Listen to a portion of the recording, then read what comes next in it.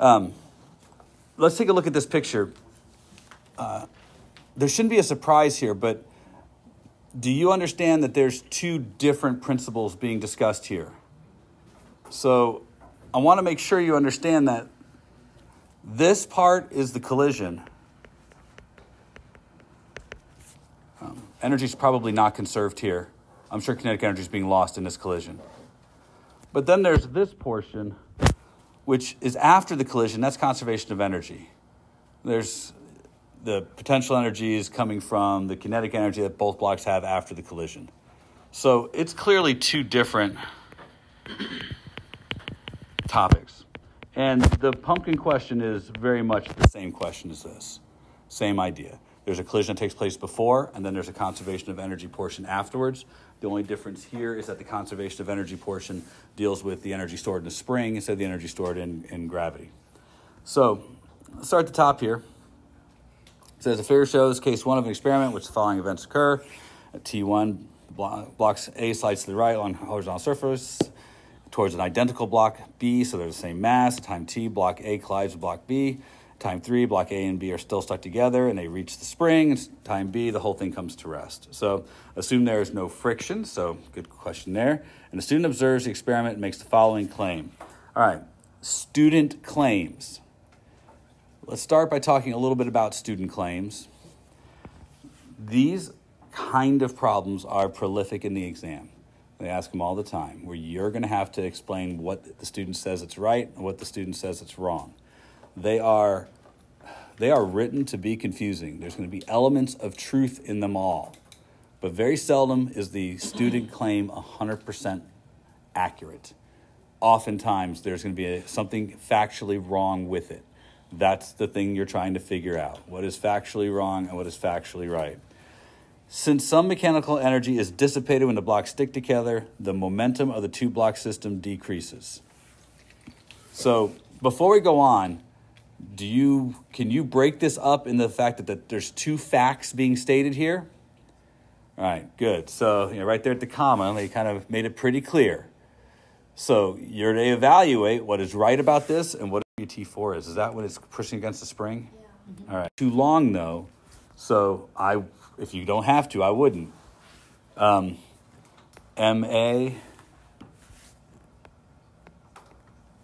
V equals MA plus MB V final. That's the collision. Any question about the collision? So that means that V final is MAV over MA plus MB. Now you have to square that to make it energy.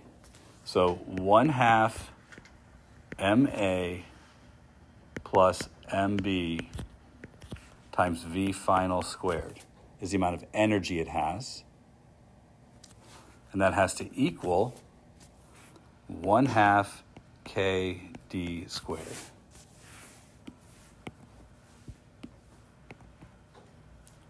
And we're trying to solve for D here.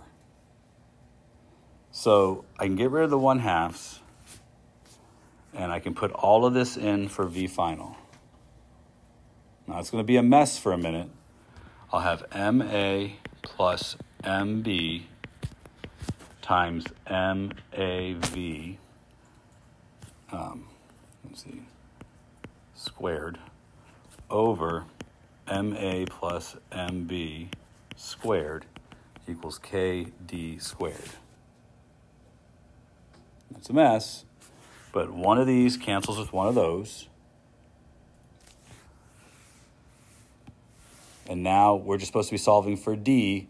So you'll have on the top MAV squared, and on the bottom you're going to have K times MA plus MB, and all of that's under the root. So it can be solved for. Do I think that's the way to go? No.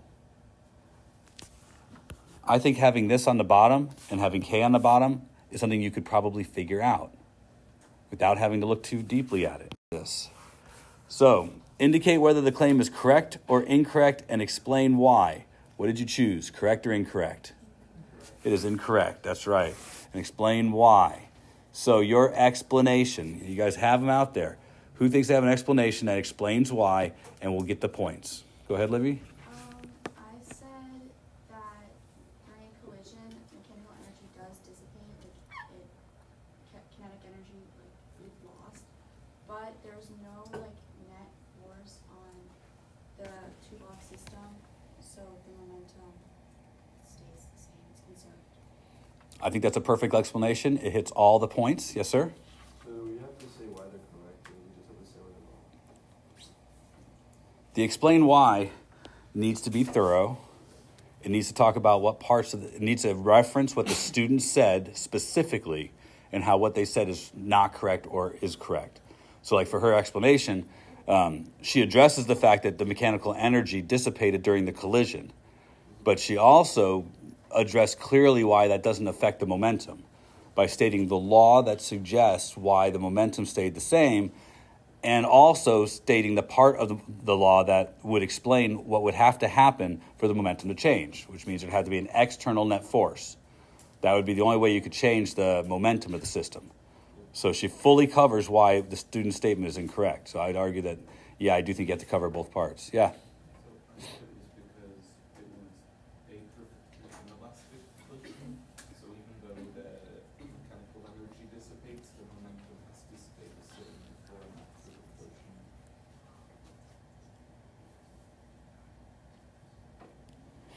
I don't know if you'd get full credit or not. I believe you would. The reason why because saying it's a perfectly inelastic collision does recognize what happened, but that doesn't tell the person who's reading it that you understand the nature of those vocabulary words. You do go further and indicate that the momentum is the same, and I think that that's a good way to go, and indicating that because it's a collision, the momentum stays the same. But I think driving it home would be to state that there's no external force in the system, that the forces are internal forces or something like that would make it more clear.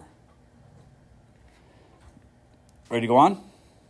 All right, another student makes the following claim about the collision between block A and block B. When the blocks collide, the total momentum of the two-block system doesn't change, so the kinetic energy of the system must also be constant. Correct or incorrect? Incorrect. Again, do you understand the doublespeak that's going on here? They're stating something that is true, following it up with something that is false. That's pretty typical. So in this case, who has an explanation that they can offer rather than me to it? I think it's better for you guys. Yes, sir? This claim is incorrect. When the two blocks collide, the total momentum of the system is conserved. However, kinetic energy is not conserved due to the internal friction in the collision.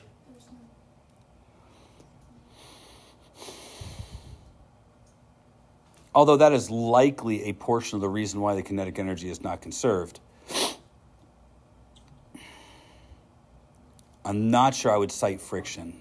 And the reason is because there's a number of things that also might be at play as to why the two objects stick together. It doesn't necessarily have to be friction. You could have tape on there or glue or something else that is causing the two objects to stick together. It might not necessarily be friction. And citing friction specifically, I think, narrows what's happening. I think you're right to indicate that because the collision, the momentum is conserved. Is there another way we can go at why the kinetic energy of the system is not constant? Yeah. I think stating an inelastic collision is probably the easiest way because you have no other way to prove it because there are not any values here. And in the other case, you could indicate because there's net force.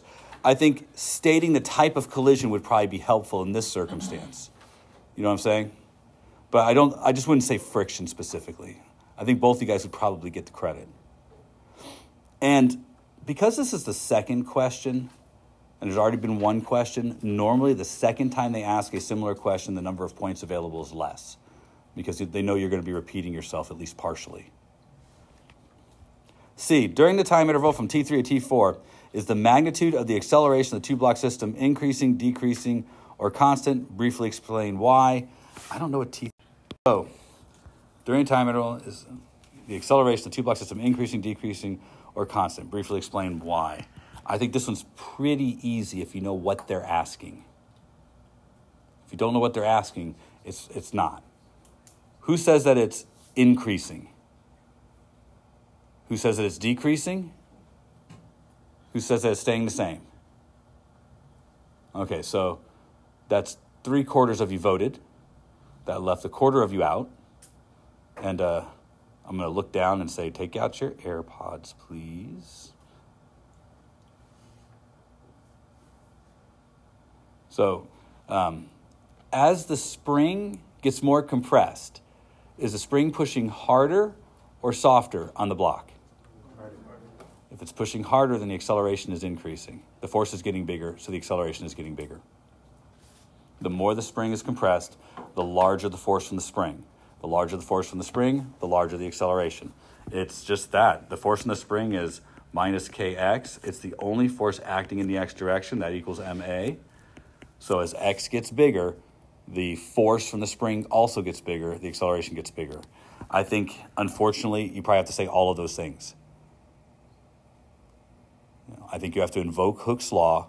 You have to indicate that the more the spring is compressed, the larger the force from the spring is, and you need to invoke Newton's second law. So I think that's a lot to explain why, but I think that they want it all invoked. During the time interval from T3 to T4, does the spring do positive, negative, or zero work on the two-block system? I hope this one was an easy one. Raise your hand if you said it did positive work on the block. Negative work on the blocks? All right, I think the votes have it, and yes, it does negative work on the block. How many of you invoked change in kinetic energy? Interesting. Who said because the force and displacement are opposite directions? Those are the only two correct answers. So you either have to say that the spring took the energy away from the block, change in kinetic energy was negative, or you had to say that the force from the spring was to the left and the spring was and the blocks were moving to the right. You need one of those two things to indicate how the work done was negative. I think it's easier to say change in kinetic energy is negative, but you will need a reason here or you won't get the credit. Any of these ones that have a why or a briefly explain, just giving the correct answer generally doesn't give you the points. Now, does anybody want to talk about that? Because not many of you said that you did one of those two things. Yes, sir. So, I said that positive work. It's like I thought that it's pushing against the Okay. I was thinking it stupidly. Well, I doubt that, but have you convinced yourself what the right answer is? It takes... All right. And this problem goes on forever. In case 2 shown above, the setup is identical to case 1, except that a stiffer spring is used. The spring in case 2 has a spring constant K2 that is greater than K1. Block A slides with the same speed as in case 1, and the spring compresses a maximum distance D2. How does the new maximum spring compressed distance D2 in case 2 compare to D1? Geez, that's a lot. I don't think this is a big deal, but how many of you said that D2 is less than D1? Because that would be right. That's what you have to say. That's all you have to say for E. You have to compare them. Then you have to explain here. Number of explanations here. How many of you invoked 1/2 kx squared? That's the right way to go. The amount of energy is the same that has to be absorbed by the spring. So if k gets bigger, x is going to have to get smaller. It's that simple. But this was the same because they said everything about the collision was the same. Yep. I didn't use math to explain it. I'm going to use my inventory, I said. You can. I'll be happy to hear it and tell you what I think. So I said the object slows down quicker due to the stronger force. Like, since D2 has a stronger force, it's going to slow the object down quicker, so the D2 has to be shorter. The distance. If you actually said D2, you might not get the credit. If you said spring K2 was stronger, then you'll probably get the credit. Oh, yeah, I said D2, sorry. Yeah, so make sure you reference the spring, not the distance. Okay, the only part that has math here, I think. So students attempt to determine a general equation for the maximum compression distance of the spring. With spring constant K, block A has a mass of ma and initial speed v, and block B has a mass mb. The students come up with the following two equations. Which one is right? Now, how many of you worked it all the way out? Is there anybody who just worked it out? How many of you looked at those and could figure out which one had to be right? Right. That is almost always the case, that you can look at it and figure out which one has to be right. Now, I would not, on the exam, work the whole thing out unless you are asked to. But we're going to work the whole thing out. I'm not saying that's on tomorrow's test. I'm saying I want to make sure you understand that you can work the whole thing out. If you look over here, the fact that they have K on the bottom and mass on the bottom is, I think, a big indicator. The square root being down there makes sense. You're going to be taking square root of D. So I think it all makes perfect sense that you do it this way. You can pick it right out. The fact that K is on top here, that's a huge warning sign that something's wrong. How would K have made it to the top on that side of the fraction? K had to be on the bottom because to solve for D, when you have 1/2 KD squared, you're going to be dividing by K. So you don't know that this one's right without solving for it, but it's a good conjecture that it's right.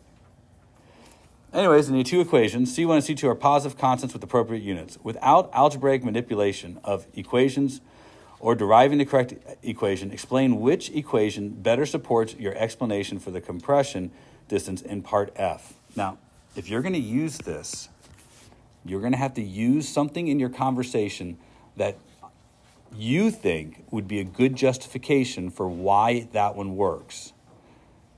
So there are lots of things to say. For example, could you say that, well, when V gets bigger, we would expect D to get bigger because there's more energy in the system? Does that make reasonable sense? Can't use that argument because it's in the same place on the other side. So both of them have that. That's not a good argument. The better argument, I think, is probably to focus on K. Right? Your prior argument should have already been that if K was bigger, the distance the spring was compressed is smaller. The only way that works is if K is in the denominator. That's your best bet, is to talk about K. The stiffer spring will not allow the spring to compress as much. Your argument was already made for that, so all you have to do is repeat it here. On the other side, if K gets bigger, the distance gets bigger. Now, it doesn't make any sense. All right. I think this graph is to throw you off. Were you thrown off by seeing this graph? I sure hope not. It's clear which one has a larger distance, right? That's all it is. Either the one with the solid line or the one with the dotted line. So there's the solid line curve represent case 1 or case 2. Solid line represents which one? Case 1 or case 2? Folks, case 2. That's right. All right. You have to explain your reasoning. Not going as far is probably the best reasoning.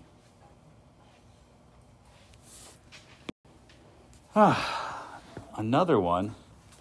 We did this one in class, so I don't think this one is as big a deal. Do you need to talk about this one? I'll answer whatever questions you have on it. Yes, sir? What was the impulse? Well, we have to calculate it. I don't have it memorized. But we can do it. Do you remember this one from the homework? It's kind of like the one that's on the homework. So if not, you've got the striker plate, and one ball is being dropped from a height of 1.5 meters, and it gets stuck. Or no, it doesn't get stuck. It bounces off, and it doesn't go as high. It goes 1.1 meters. So you have to use those heights to figure out how. Your hair looks great. Your hair looks great. I'm just watching him look at his reflection, make sure. It's coming together. I'm glad that's the focus for you today. You have to figure out how fast each of those two balls is going when they reach the ground. I don't know that I need to go through this with you guys, but I will. 2GH is where you get that from. This is, MGH equals 1/2 mv squared. setting them equal to each other and solving for v. So you've got the square root of 2 times 10 times 1.5. That's how fast the first ball's traveling when it reaches the ground. And the other one's going to be the square root of 2 times 10 times 1.1. How fast the second ball leaves the ground. The mistake most of you will make is forgetting to make one direction positive and one direction negative. So if I make upwards positive, then this has to be the positive velocity and this has to be the negative velocity. This one represents v final, this represents v initial. Because this is how fast it hits the plate, this is how fast it leaves the plate. So the change in momentum is going to be mv final minus mv initial. Now, I don't know what this works out to. You'd have to punch all the numbers in. So, I don't know what the answer is. Do you want me to work it out? You sure? All right. And I think that's it, right? There's not a lot to this one. You know what? If I tell you the answer, do you know if it would be right or wrong? Well, no, I'd have to punch it in. Jesus, just say, Miss Schoen, could you put the numbers in? It's not hard to say that. All right, so I'm going to do 2 times 10 times 1.1 square root. So this is 4.6. I'm sorry, 4.7. And 2 times 10 times 1.5. And this is 5.5. Well, it's 5.47. But I'll say 5.5. So the mass was 0.5.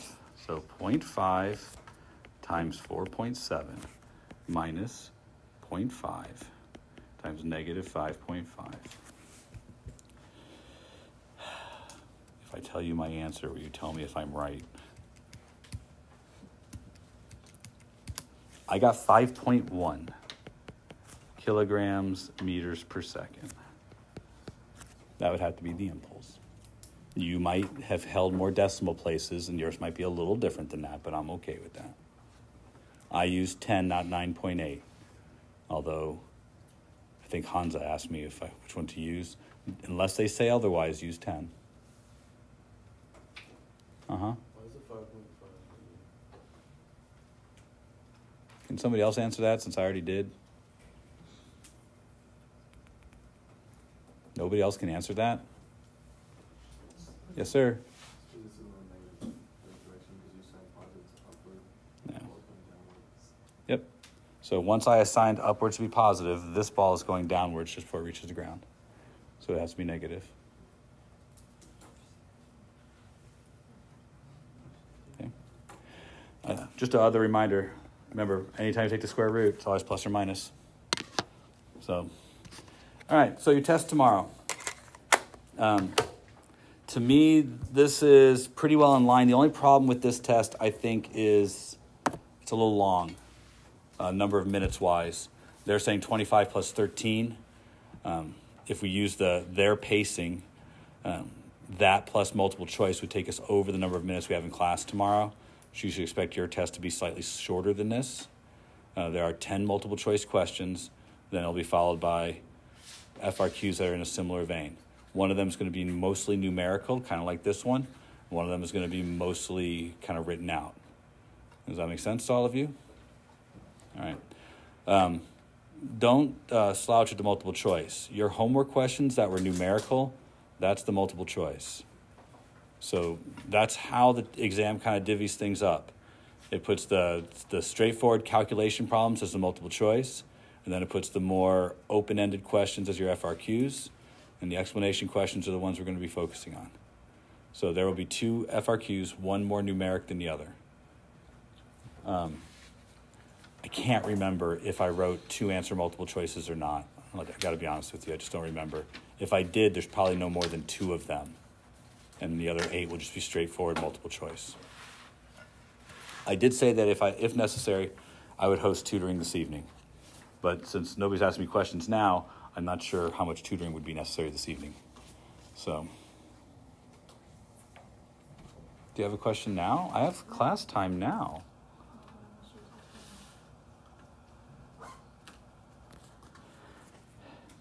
You know, 5.1, I'd argue. Sure? Sorry. I didn't know there's another page. That sucks. All right. The force plate records the following data for the magnitude of the force as a function of time for the 1 millisecond the ball was in contact with the force sensor. Does the force plate data provide a reliable measurement of the impulse exerted on the ball? Justify your answer. You have to find the area under this curve and compare it to what you measured before. So we want to find the area under this curve because that will also be a way to measure impulse.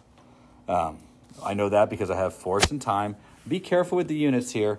Kilonewtons, milliseconds. It's a trapezoid. So 1/2 times the sum of the bases times the height. So the height for this one is this. That's the height. And that's 4,000 newtons, right? Because it's in kilonewtons. And the base here goes from 0.25 to 1.75. Is that right? No, 1, 2, 3, 4, 5, 6, 7, 8, 9, 10. So there's 0.2 between each one of them. So this is 0.4. So 0.46. No. 1, 2, 3. They go by 0.1. What am I doing? So this is 0.2, and this is 0.8. So that base is 0.6 milliseconds. So 0.0006 plus 0.001. So that's 1/2 times 0.0016 times 4,000. I will need a calculator. It's too early in the morning. 0.0016 times 4,000 divided by 2. Is it reliable? Nope. I got 3.2. So, no, I don't think it's very reliable, do you? I mean, the other one was our calculation of force times time here is much different. So I could not say they are reliable.